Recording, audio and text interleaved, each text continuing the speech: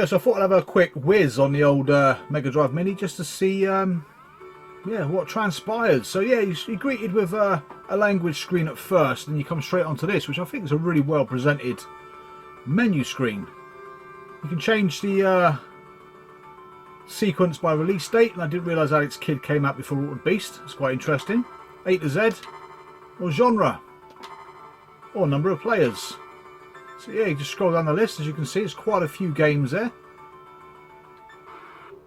which we'll all be familiar with, of course, except for the fact that Tetris is sat there on the bottom right hand corner. Monster World 4, I don't believe I've ever played that before. But yeah, your two bonus games, Tetris and Darius, which is flaming awesome. Vector Man, I remember playing when I first started collecting for the Mega Drive back in the early 2000s. We all know Mega Man, the Wily Wars, a rather expensive title. But a lot of these Blue Spine games here I never would have played originally. In fact, I probably stopped playing the Mega Drive when I got to about, blimey, probably about that point. We got the Sonic, so a lot of games are unfamiliar to me, except for the ones from Sonic and above, which aren't many really. Most of the ones I'm familiar with personally, unfortunately, are not on this system. Well, let's try a game out then, just to check out the old responsiveness or the old lag. Let's go for a bit of Strider. Yeah, it's very well presented, I've got to say. I think you can change the option when it comes to things like scan lines and stuff, which we'll have a look at in a sec.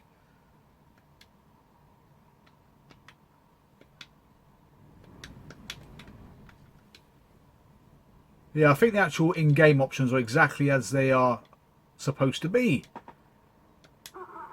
And once upon a time I used to be able to beat this game. I probably won't even get off the first bloody level now. But yeah, we just see really how it responds. The controllers feel fantastic. Absolutely fantastic.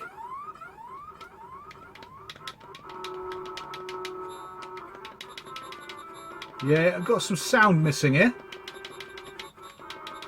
Or am I thinking of a different system? I'm sure when he fires that big sword of his, he's yelling something or another.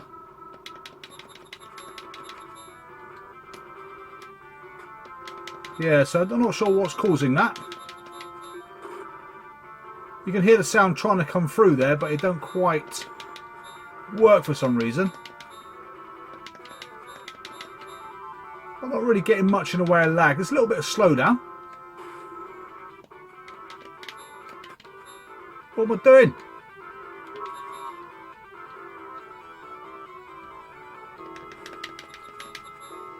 Forgot how to play this bloody game. But yeah, it feels okay. Can't say there's anything majorly wrong with it.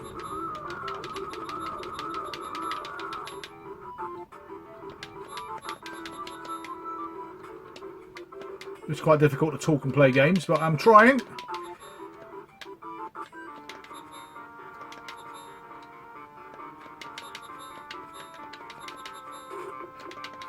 Yeah, so only thing I can see that's wrong with it at the minute is the sound is a little bit corrupt.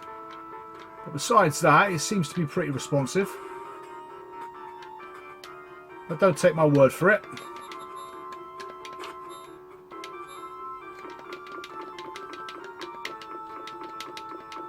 Right, let's try another game quick then. Not doing too badly really. Push a little reset button, which is pretty cool. Back to the main menu.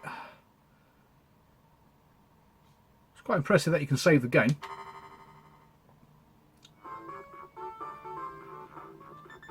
Right, let's check out the settings a minute.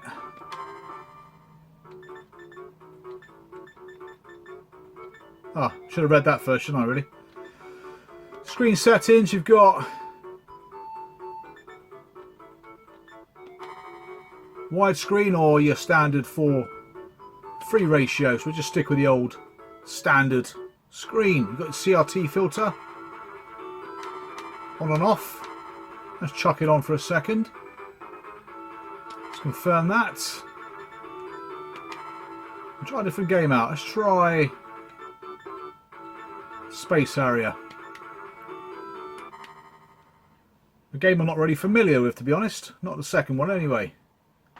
Yeah, you can see the old emulation there of the old CRT TVs. Let's give it a go. Yeah, it certainly made the screen go a bit more blurry, isn't it?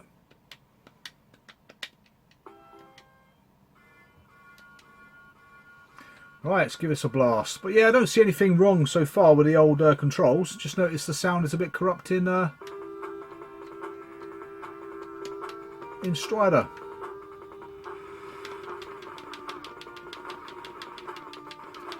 I can't imagine it being perfect to the Mega Drive, the original hardware, but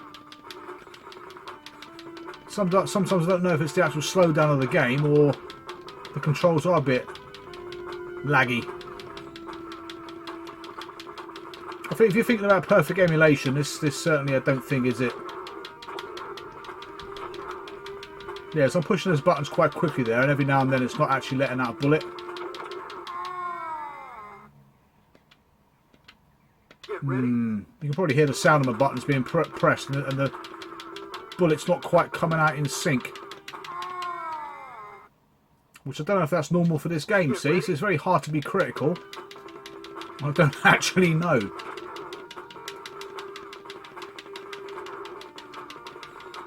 You can hear the button being pressed consistently there, but you would expect the same amount of bullets to come out of my gun. Which I think is probably not normal. I'm pretty shit at this game though, I've got to say.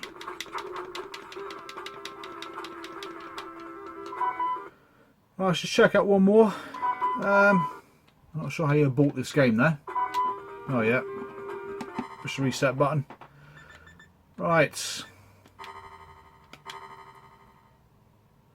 Let's try Ghouls and Ghosts. Let's see what that looks like. Indeed, what it plays like.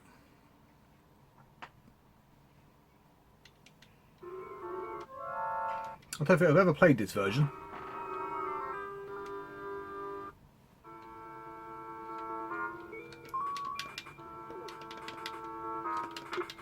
It may just be on a game-by-game basis. The emulation may not be accurate in some games, but better in others. I'm not really sure, to be honest. This one seems to be playing fine.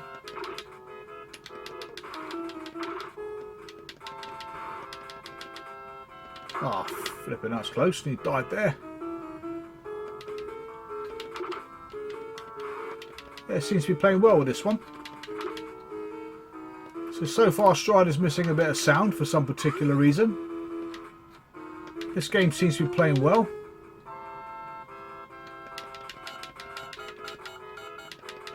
And there's a bit of lag on Space Harrier.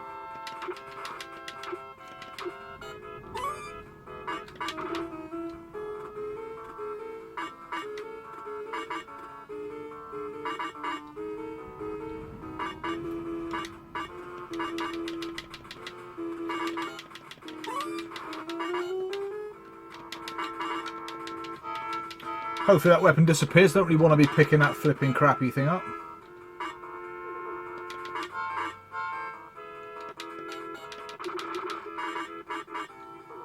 Oh, look at that. Ah, I don't think that's going to disappear, do you? Help!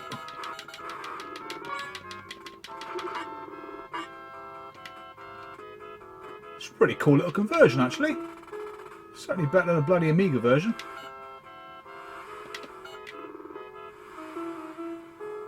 But yeah, this game seems to play well. That's it. I thought I'd just throw this up there just so you can have a quick look at the old menu system. I've got a feeling somewhere I've seen as well you can change it from sort of PAL artwork to... Oh, don't want to do that. Ah...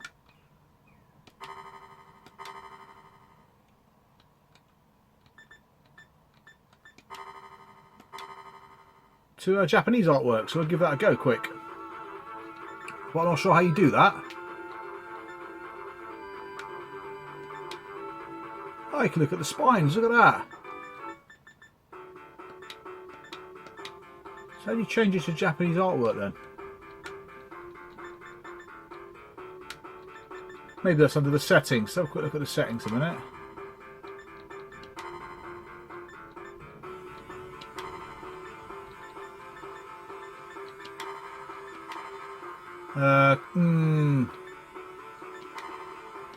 Help.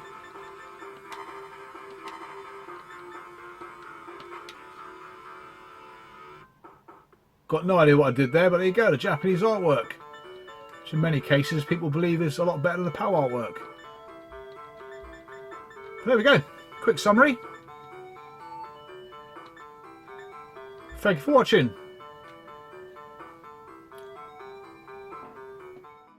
So yeah, just to summarise then, Sega have done an absolutely fantastic job with the Mega Drive Mini. The presentation of the box, the actual console and controllers, on screen with the menu systems, the games they've included, all fantastic. I mean, God, the box is just so good. I really love it. It's absolutely fantastic. The controllers respond really well. I've not noticed any real issues with the controllers. I mean, I've played Space Harrier 2, which actually plays very similar on real hardware as it does on here. So the controllers aren't at fault at all, and I think the fact that they use the original molds is brilliant. The console itself, the attention to detail is absolutely fantastic. The power switch and the reset button are functional, just as they are on the original Mega Drive. I think the only thing you can't really use is the volume control for the headphones, and obviously the flaps where you put your cartridges in. They're just there for show, but I think it's absolutely fantastic.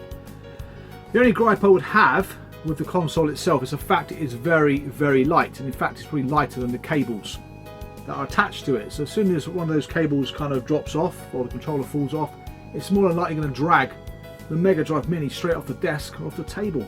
That's the only gripe I've got from a sort of physical aspect of it.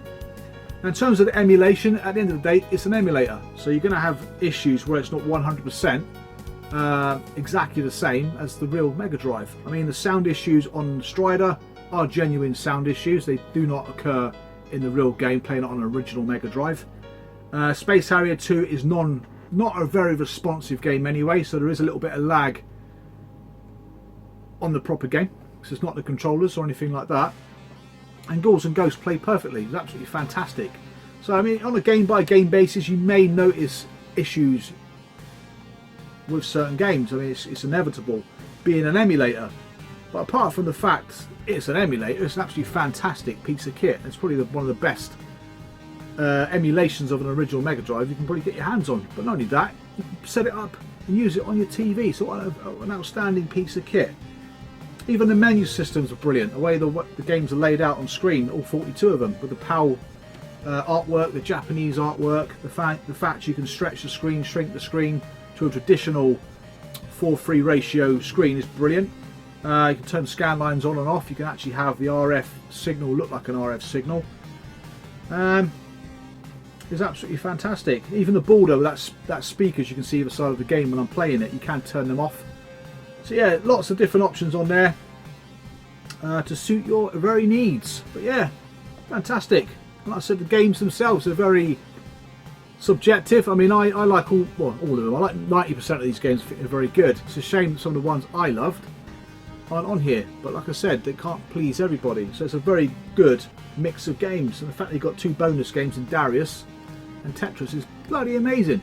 So yeah, definitely pop out and go and get one of these little puppies. I don't think they're going to be very difficult to acquire, as I'm assuming Sega produced them in their tens of thousands, but I certainly would recommend it. Anyway, definitely a nice little prezi to get somebody for Christmas. So thank you very much for watching the video. Hope you enjoyed the 2 parts to it. I was so keen to get the first part out, I didn't do the second part and attach it to the video. But yeah, so thank you very much for watching. Thank you very much for subscribing. I'll see you guys again real soon. So take care and bye for now.